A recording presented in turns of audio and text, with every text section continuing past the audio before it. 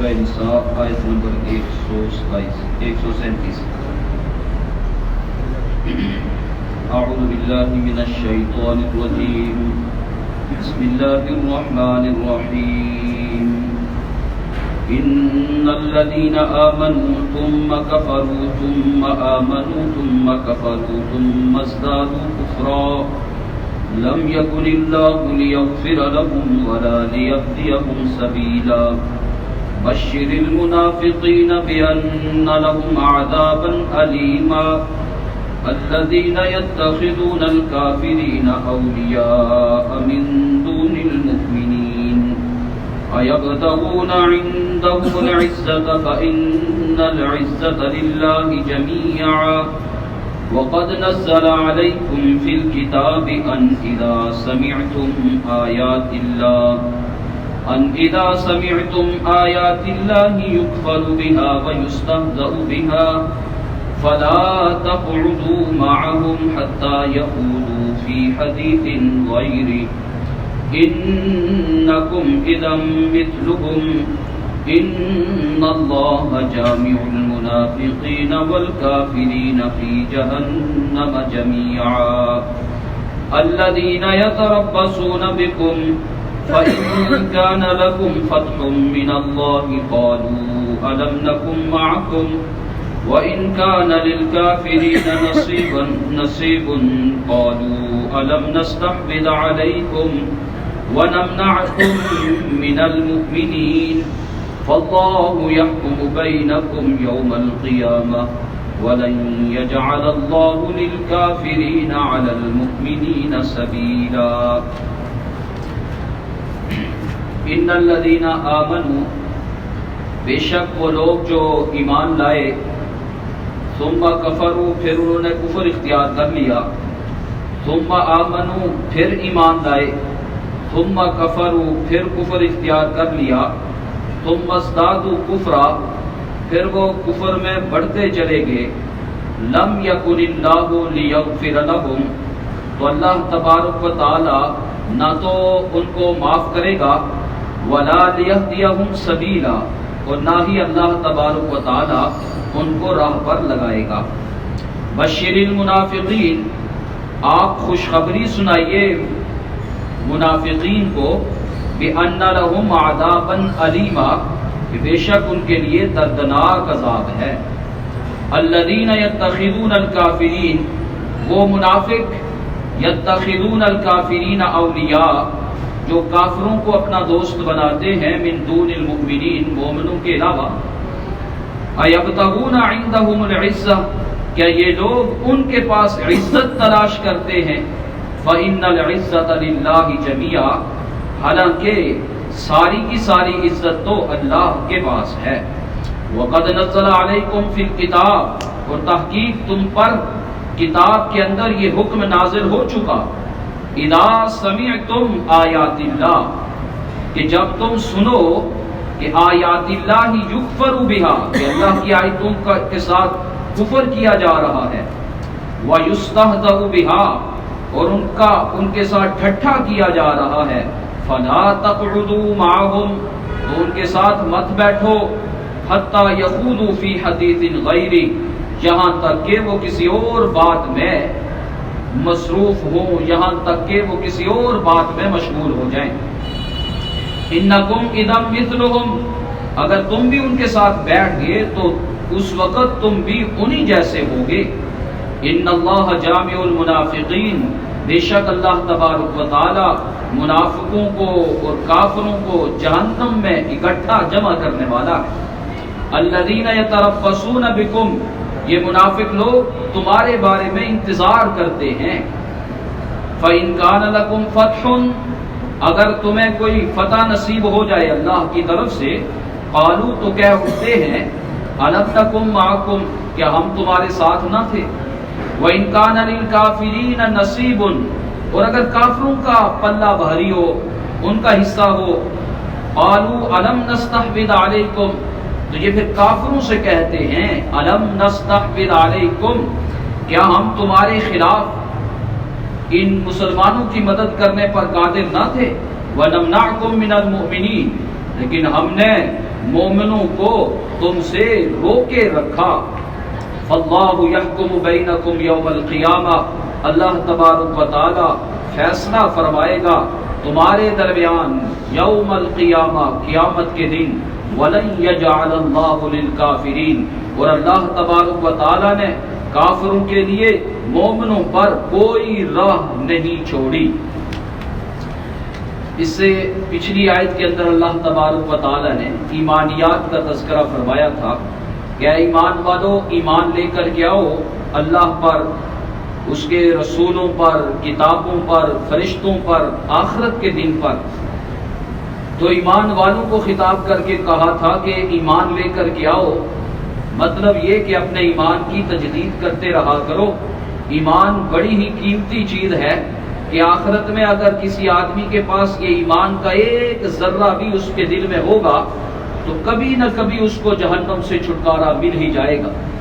البتہ اگر کسی آدمی کے پاس یہ ایمان کا تھوڑا سا حصہ بھی نہیں ہے تو ایسی صورت میں چاہے وہ پوری 7 زمینیں بھر کر کے سونے کی دے فدیے کے طور پر، تو کوئی وہاں خلاصی نہیں ہوگی۔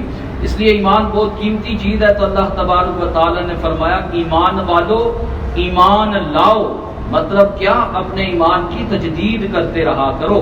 بسا اوقات بندہ ویسے ہی بے خیالی میں کوئی ایسے جملے منہ سے نکال دیتا ہے کہ جس سے آدمی دائرہ اسلام سے خارج ہو جاتا ہے۔ شکوے شکایتیں اللہ تبارک و تعالیٰ کی ذات کے اوپر، یا کوئی اس طرح کا کلمہ کہہ دیا کہ جس کلمے سے کفر لازم آ جاتا ہے اور آدمی کافر ہو گیا، اس کو پتہ ہی نہیں۔ اس لیے تجدید کرتے رہا کرو۔ اور آپ علیہ الصلوۃ والسلام نے ارشاد فرمایا کہ جب اس طرح کی کوئی صورت ہو جائے نا تو پھر لا الہ الا اللہ کے ساتھ تجدید کرتے رہا کرو۔ جددو ایمانکم، اپنے ایمانوں کی تجدید کرتے رہا کرو۔ صبح اٹھتے ہی کلمہ پڑھ لیا کرو لا الہ الا اللہ محمد الرسول اللہ، اور یہ فرمایا افضل الذکر لا الہ الا اللہ، لا الہ کا یہ ورد جو ہے یہ سب سے بہترین ذکر ہے۔ تو بہرحال یہ ایمانیات کا تذکرہ کرنے کے بعد اب یہ آگے اس آیت کے اندر ارتداد کا حکم ارشاد فرمایا کہ جو آدمی مرتد ہو جاتا ہے کہ ایمان لایا، ایمان کے بعد پھر کفر اختیار کر لیا، پھر ایمان لے آیا، پھر کفر اختیار کر لیا، مطلب یہ کہ نہ تو سچے دل سے ایمان لے کے آتا ہے نہ کفر کو اختیار کرتا ہے۔ ادھر فائدہ دیکھا ایمان والوں کے پاس تو ادھر ساتھ ہو گیا، اور اگر کفر کا پلہ بھاری دیکھا تو ادھر چلا گیا، پھر ایمان پھر کفر۔ یہ ہے مرتد۔ مرتد کی سزا جو شریعت میں ہے وہ یہ ہے کہ اس کو 3 دن تک مہلت دی جائے گی، اور پھر مہلت دینے کے بعد اگر اس کو کوئی اشتباہ ہے، کوئی اشکال ہے، کوئی اعتراض ہے تو ایسی صورت میں اس کے اعتراض کو رفع کیا جائے گا۔ حکومت اسلامی اس کے لیے انتظام کرے کہ وہ آدمی بیٹھے اور اپنا اعتراض سامنے رکھے، اور پھر علماء اس اعتراض کو ختم کریں اور پھر اس کے اوپر اسلام پیش کریں۔ اگر ایمان لاتا ہے تو ٹھیک ہے، فبہا و نعمت، اور اگر نہیں لے کر کے آتا تو پھر اس کی سزا قتل ہے۔ فرمایا جو لوگ کفر اختیار کرتے ہیں اور پھر کفر میں بڑھتے چلے جاتے ہیں، یعنی دوسروں کو بھی مرتد بنانے کی کوششوں میں لگتے ہیں، فرمایا اللہ تبارک و تعالی نہ تو ان کو معاف کرے گا اور نہ ہی اللہ تبارک و تعالی راہ ہدایت پہ لائے گا، کیونکہ جس میں طلب ہوتی ہے اللہ تبارک و تعالی اسی کو ہدایت نصیب فرماتا ہے۔ آگے کی آیتوں میں اللہ تبارک و تعالی نے خصوصی طور پر منافقین کا تذکرہ فرمایا ہے، اور منافقوں کی جو گمراہیاں تھیں ان گمراہیوں کا تذکرہ فرمایا ہے، اور ایمان والوں کو ہوشیار رہنے کی ترغیب دی ہے۔ منافق اور کافر ہوتے دونوں ہی کافر ہیں، یعنی اللہ کی آیتوں کا انکار ہوتا ہے، لیکن صرف یہ ہے کہ کافر جو کھلے عام کفر کرتا ہے اور منافق جو اوپر سے تو کلمہ پڑھتا ہے اندر سے کیا ہے، کافر ہے، دونوں کا حکم الگ ہے۔ کافروں کے خلاف تو سریعام لڑنے کا حکم دیا گیا، اور منافقوں کے خلاف فرمایا وَغْلُظْ عَلَيْهِمْ، ان کے ساتھ بات چیت اور گفتگو جو ہے نا وہ اس انداز میں سختی ہونی چاہیے۔ اس لیے فرمایا اللہ بشر المنافقین، منافقوں کو خوشخبری سناؤ۔ حالانکہ یہ بشر بشارت سے ہے، اور بشارت عام طور پر خوشی کی جو خبر ہوتی ہے وہ سنانے کے لیے یہ لفظ استعمال کیا جاتا ہے، کوئی اچھی خبر۔ مثلا یہ تو نہیں ہوتا کہ وہ بزرگوں آپ کو خوشخبری ہو آپ کا بیٹا فیل ہو گیا. اب یہ جو جملہ ہوتا ہے نا یہ تب استعمال کیا جاتا ہے جب آپ مذاق کر رہے ہو، استہزاءً تحکماً. اس لیے مفسرین نے لکھا ہے کہ اللہ تبارک و تعالی یہ تحکماً منافقین کو یہ فرمایا جا رہا ہے کہ ان کو خوشخبری سناؤ دردناک عذاب کی، کیونکہ انہوں نے بھی تو مذاق بنایا ہوا ہے، ایمان کو مذاق بنایا ہوا ہے، کھلونا سمجھا ہوا ہے. جب چاہا ادھر ہوگے، جب چاہا ادھر چلے گے، جدھر نفع دیکھا ادھر چلے گے. یہ کوئی کھلونا تھوڑا ہی ہے. اس لیے جب یہ اس طرح کا استہزاء کر رہے ہیں نا کہ مسلمانوں کے پاس آتے ہیں کہتے ہیں جی ہم تو تمہارے ساتھ ہیں، وہ تو ویسے ہی ادھر جاتے ہیں، ان کے پاس جاتے ہیں تو ان کو جا کر کہتے ہیں ہم اندر سے تمہارے ساتھ، یہ مسلمانوں کو ویسے ہی ہم نے دھوکے میں رکھا ہوا ہے. تو جب یہ مذاق کر رہے ہیں اسلام کے ساتھ تو فرمایا بشر المنافقین، منافقوں کو خوشخبری سناؤ. کس بات کی؟ بِأَنَّ لَهُمْ عَذَابًا أَلِيمًا، ان کے واسطے دردناک عذاب ہے. اور یہ دردناک عذاب ہونے کی وجہ کیا ہے؟ الَّذِينَ يَتَّخِذُونَ الْكَافِرِينَ أَوْلِيَاءَ مِن دُونِ الْمُؤْمِنِينَ، یہ لوگ کافروں کو دوست بناتے ہیں مومنوں کو چھوڑ کر، ایمان والوں کو چھوڑ کر کافروں کا دوست بنانا یہ منافقانہ چال ہے. منافق آدمی ہی اس طرح کر سکتا ہے کہ ایمان والے کو چھوڑ کر کے کافر کے در پہ چلا گیا. اور پہلے یہ بات ہو چکی ہے کہ کافروں کے ساتھ اچھی رواداری اختیار کرنا یہ تو ٹھیک ہے، البتہ دلی دوستی صرف اور صرف مومن کے ساتھ ہونی چاہیے. کسی کافر کے ساتھ دلی دوستی لگانا یہ شریعت میں جائز نہیں.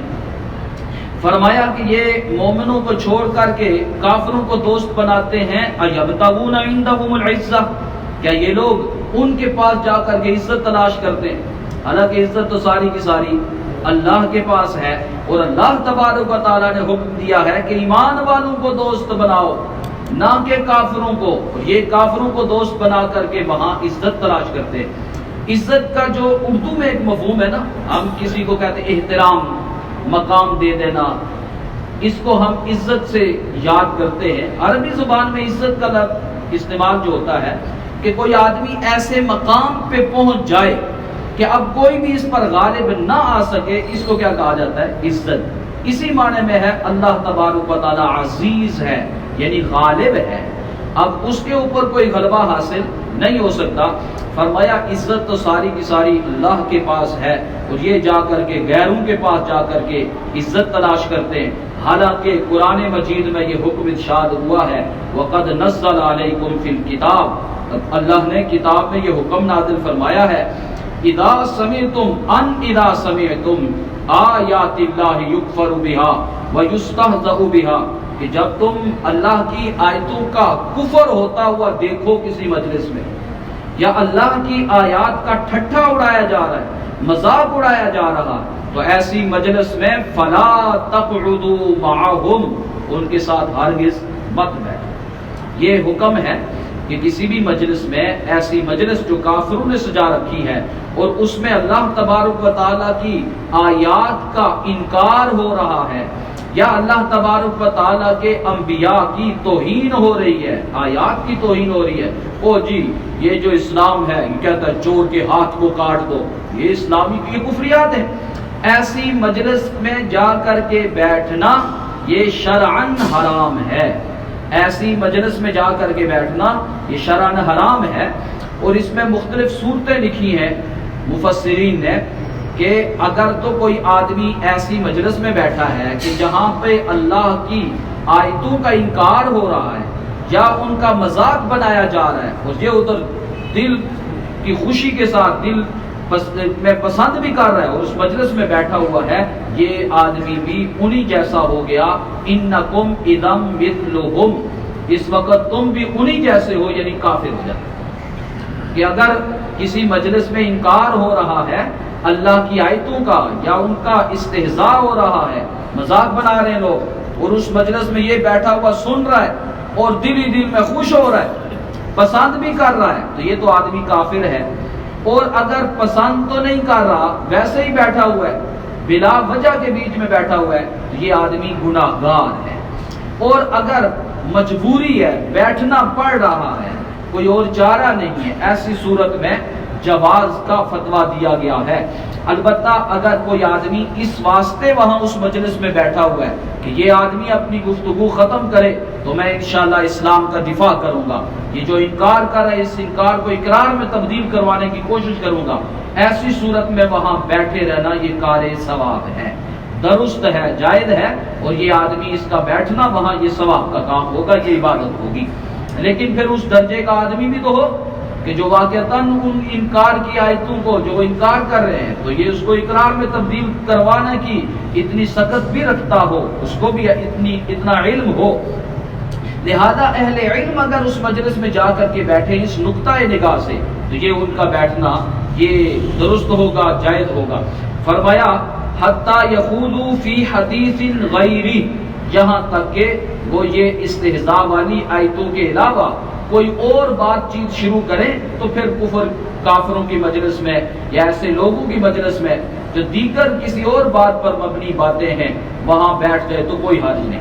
آپ علیہ الصلوۃ والسلام نے تو ارشاد یہاں تک فرمایا کہ مومن کہ تم میں سے کوئی آدمی مومن نہیں ہو سکتا یہاں تک کہ اگر کسی دسترخوان پہ یہ بیٹھا ہوا ہے اور ادھر شراب چلائی جا رہی ہے تو اس دسترخوان پہ بھی مت بیٹھو، اٹھ جائے اس مجلس سے، تو ایسی مجلس کو اختیار نہیں کرنا چاہیے۔ اس سے یہ بات واضح ہو گئی، عام طور پہ لوگ یہ اس طرح کے سوالات پوچھتے رہتے ہیں، لو جی یہ ماتم کی مجلس میں جانا کیسا ہے؟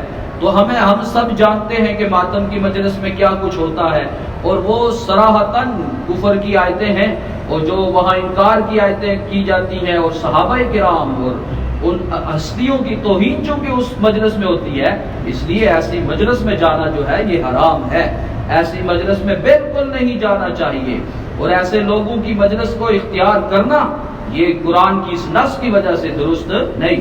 فلا تقعدوا معهم، ان کے ساتھ بالکل مت بیٹھو حتی یخوضوا فی حدیث غیری، یہاں تک کہ وہ کوئی اور بات چیت کسی اور بات میں گھس جائے۔ انکم اذا مثلہم، بے شک تم اس وقت انہی میں سے ہو جاؤ گے، انہی جیسے ہو جاؤ گے کہ اگر ان کی مجلس میں بیٹھے ہوئے ہو۔ اور یہ ہوتا ہے عام طور پر کہ جو آدمی ان میں بیٹھا ہوا ہے تو ظاہر سی بات ہے ان کی اس جماعت میں اضافے کا یہ باعث ہے۔ مثلا اگر وہ 10 آدمی شریک ہے اور 10 آدمی ہم تماشا دیکھنے کے لیے وہاں کھڑے ہو گئے تو اب تو ان کی کثرت ہوگی نا، 20 آدمی ہو گئے، تو ظاہر سی بات ہے کہ ہم ان کی کثرت کا باعث بن جائیں گے، ان کی تعداد میں اضافے کا باعث بن جائیں گے، تو ہم انہی میں سے پھر شمار ہو جائیں گے۔ اس لیے فرمایا ایسی مجلس بالکل بھی اختیار مت کرو۔ ان اللہ جامع المنافقین، منافقوں کو، کافروں کو، سب کو اللہ تبارک و تعالی جہنم میں گٹھا کرنے والا ہے۔ اور یہ منافق لوگ تو اس طاق میں رہتے ہیں، اسی ٹو میں رہتے ہیں، یتربصون بکم، تمہارا انتظار کرتے رہتے ہیں۔ فَإِنْ كَانَ لَكُمْ فَتْحٌ مِّنَ اللَّهِ، اگر تمہیں فتح نصیب ہو جائے تو کہتے ہیں أَلَمْ نَكُنْ مَعَكُمْ، کیا ہم تمہارے ساتھ نہیں تھے؟ یعنی کہ اوپر سے تمہارے ساتھ تھے۔ وَإِنْ كَانَ لِلْكَافِرِينَ نَصِيبٌ، اور اگر کافروں کو کوئی کا پلہ بھاری ہو جائے، ان کا کوئی حصہ ہو جائے، ان کو فتح مل جائے، تو قَالُوا أَلَمْ نَسْتَحْوِذْ عَلَيْكُمْ، تو وہ ان کو پھر جا کر کہتے ہیں کیا ہم تمہارے خلاف لڑنے پر قادر نہیں تھے؟ وَنَمْنَعْكُمْ مِنَ الْمُؤْمِنِينَ، اور ہم نے روکا ہے تم سے مومنوں کو، مطلب یہ کہ مومن مسلمانوں سے تمہیں بچایا ہے، ہم نے بچایا ہے۔ فرمایا ان تنصرتم فاللہ یحکم بینکم یوم القیامہ، اللہ فیصلہ فرمائے گا قیامت کے دن تمہارے درمیان۔ وَلَن يَجْعَلَ اللَّهُ لِلْكَافِرِينَ عَلَى الْمُؤْمِنِينَ سَبِيلًا، بے شک اللہ تبارک و تعالی نے کافروں کے لیے مومنوں کے خلاف کوئی راستہ نہیں چھوڑا۔ اب اس میں کون سا راستہ مراد ہے؟ تو بعض مفسرین اس میں کہتے ہیں کہ اس سے مراد ہے کہ دلیل کی دنیا میں کبھی کوئی کافر مسلمان کے اوپر غالب نہیں آ سکتا، دلیل کی دنیا میں، حجت میں کوئی کافر کبھی مسلمان پر غالب نہیں آ سکتا۔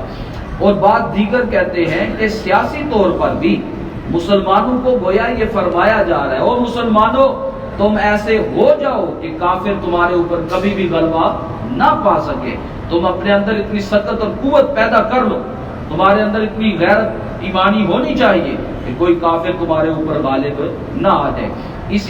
اسی آیت کے پس منظر میں لکھا گیا ہے کہ اگر کوئی کافر آدمی مسلمان کے خلاف گواہی دے گا تو یہ اس کی گواہی قابل قبول نہیں ہوگی۔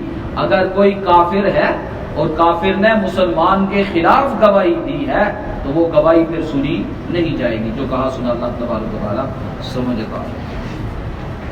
الحمدللہ رب العالمین والعاقبۃ للمتقین والصلاة والسلام علی اشرف الانبیاء والمرسلین۔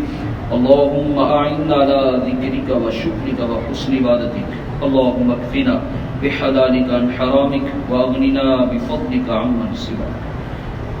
ربنا آتنا من لدنك رحمة وهيئ لنا من أمرنا رشدا، اللهم إنا نسألك علما نافعا وعملا متقبلا ودعاء مستجابا ورزقا طيبا واسعا وشفاء من كل داء، ربنا تقبل منا إنك أنت السميع العليم برحمتك۔